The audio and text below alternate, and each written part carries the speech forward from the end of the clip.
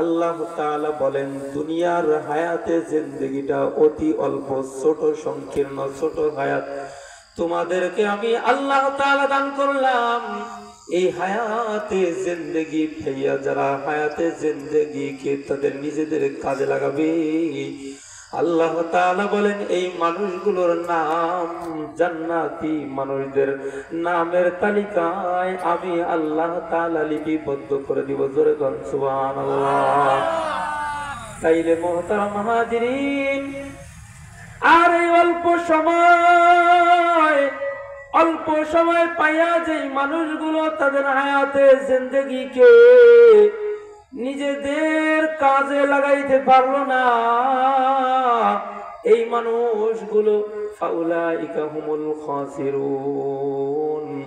আল্লাহ তাআলা বলেন এই মানুষগুলো ক্ষতিগ্রস্তদের অন্তর্ভুক্ত হয়ে যাবে। জোরে কোন ঠিক কিনা?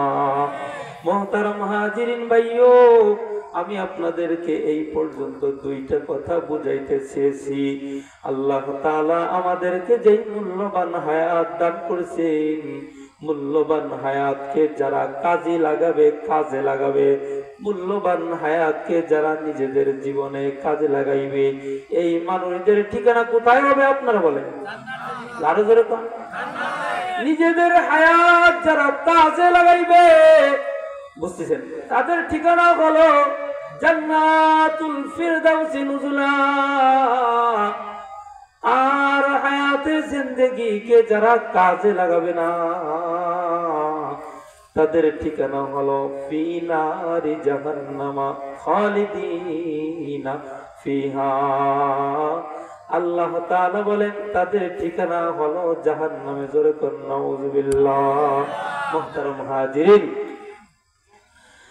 তাইলে আল্লাহ তাআলা আমাদেরকে যে আমাল হায়াতুদ দুনিয়া ইল্লা কলিল, রব্বুল আলামিন যে আমাদেরকে অল্প একটু হায়াত দান করলেন, এই হায়াতের মূল্য কত আপনারা জানেন? হায়াতের মূল্য কত আমরা কি জানি?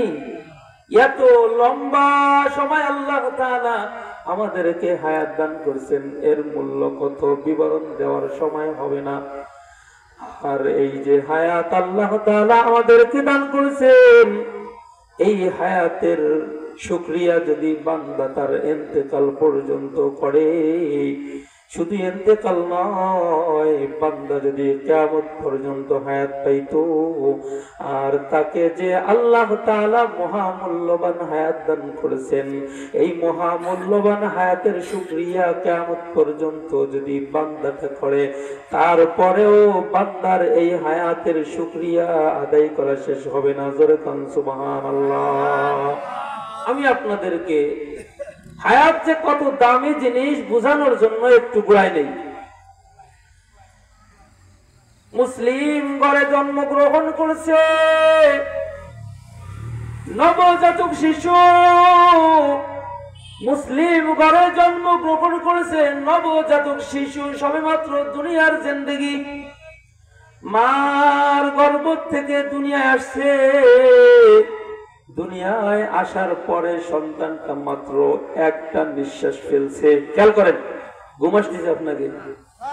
ঘুমায়েন না বাবা। জিন্দেগিতে ঘুমাইতে ঘুমাইতে ঘুমাইতে 50-60 বছর সময় অতিক্রম করে ফেলছি আমরা, ঠিক না?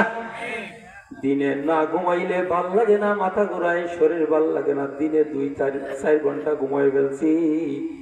আবার ঈশার পরে ঘুমাইছি, ফজরের জামাত ফেল করছি, এমন অহরহ রাত আমাদের মাঝ থেকে চলে গেছে। সুতরাং রাত দিন 24 ঘন্টার 15 ঘন্টা 16 ঘন্টা আমরা ঘুমাই ফেলছি। তাইলে ঘুমোতে ঘুমোতে যার জিন্দেগি 60 বছর অতিক্রম হয়েছে, সে লোকটা 30 বছর ঘুমাই ফেলছে, ঠিক না? আর 30টা বছর সে জাগ্রত থাইকা দুনিয়ার কাজকর্ম করছে। এ কারণে এখনো যদি ঘুমাও, তাইলে বাবা জাগ্রত থাকবা কবে? এখন যদি একটু কম ঘুমাও, কবরে যাইয়া পরাণ বইরা ঘুমাইতে পারবা। জোরে কও ঠিক কিনা? ভাষাগত দিক দিয়ে যদি মাঝে মধ্যে ভুল হয় ক্ষমা করবেন তো ইনশাআল্লাহ। মুহতারাম হাজিরিন, আল্লাহ আল্লাহ তাআলা আমাদেরকে যে সংকীর্ণ আয়াত দান করেছেন, সংকীর্ণ আয়াত, সংকীর্ণ হলেও 60 বছর 70 বছর আয়াত আল্লাহ পাক আমাদেরকে দান করছে। এই আয়াতের মূল্য কত, মেয়াদ কত, মূল্য কত, দাম কত, শুধুমাত্র আপনাদেরকে 1 সেকেন্ড হায়াতের কথা আমি বুঝাইতাইলে বুঝবেন ইনশাআল্লাহ। যদি কোনো মুসলিম ঘরে নবজাতক শিশু মার গর্ভের থেকে সবেমাত্র দুনিয়ায় পড়ছে আর একটা নিঃশ্বাস ফেলছে, মাত্র কতক্ষণ? একটা নিঃশ্বাস ফেলছে, 1 সেকেন্ড। নিঃশ্বাস ফেলতে 1 সেকেন্ডের বেশি লাগে না। নিঃশ্বাস ফেলছে তো 1 সেকেন্ড সময় পেয়েছে। আবার সন্তানটা একটা নিঃশ্বাস ছাইরা নিঃশ্বাস আর ভিতরে নিতে পারে নাই, সন্তান দুনিয়ার থেকে বিদায় নিয়ে চলে গেছে। 1 সেকেন্ড দুনিয়ার জিন্দেগিতে লোকটা, বাচ্চাটা হায়াত পাইছে। রাত্রি যারা ছিল তারা তাকায় দেখলো একটা মাত্র নিঃশ্বাস ফেলছে, 1 সেকেন্ড দুনিয়ায় জীবিত ছিল। 1 সেকেন্ডের মাথায় আবার সন্তানটা মারা গেছে। তাইলে মসজিদের একজন ইমাম সাহেব আনো, ইমাম সাহেব আইনা 1 সেকেন্ড যেহেতু সে পাইসা ছিল, ইমাম সাহেবকে আইনা সন্তানটার সুন্দর একটা নাম রাইখা দাও। জোরে কোন সুবহানাল্লাহ। মোহতারাম ভাইও, আল্লাহ তাআলা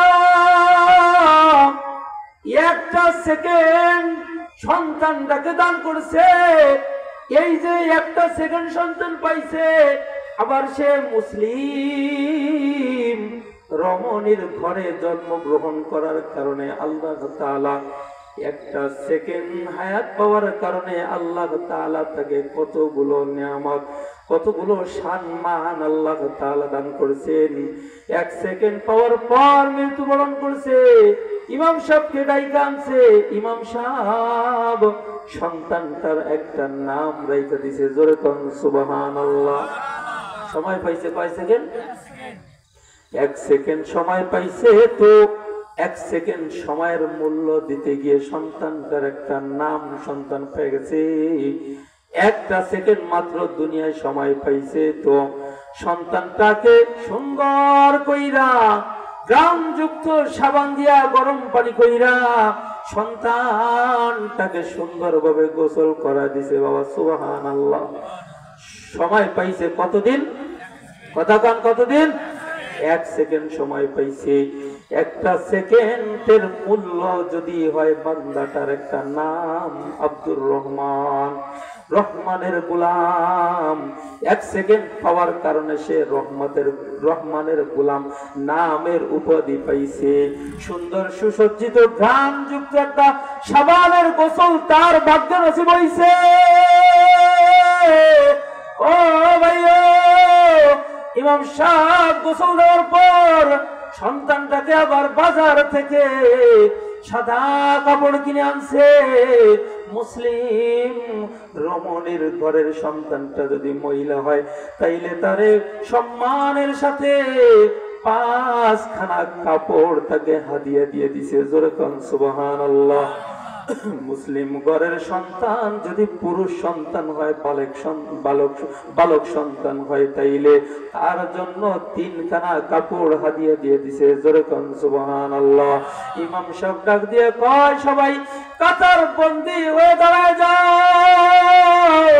1 সেকেন্ড সময় পাইছে।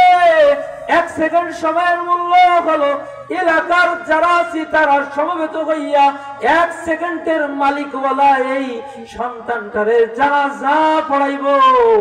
বাবারে, ইমাম সাহেব কয়েকজন মানুষ নিয়ে জানাজা পড়াইয়া দিছে।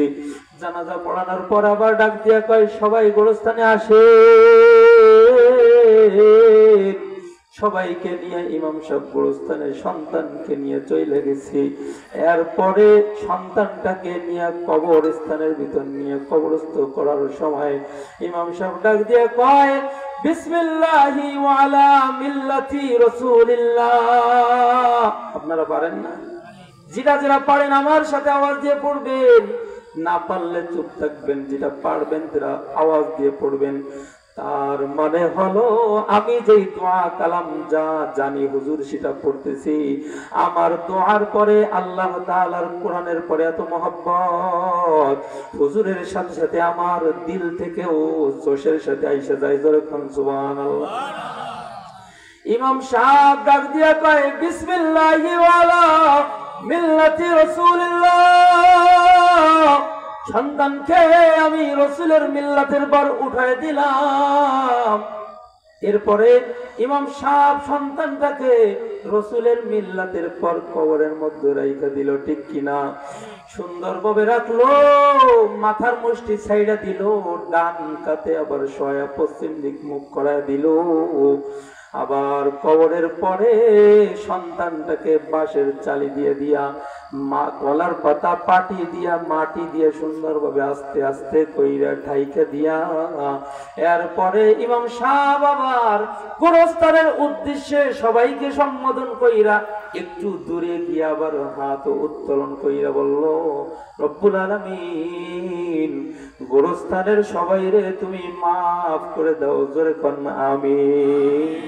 এক পর্যায়ে ইমাম সাহেব ডাক দিয়ে কয়, ও আল্লাহ,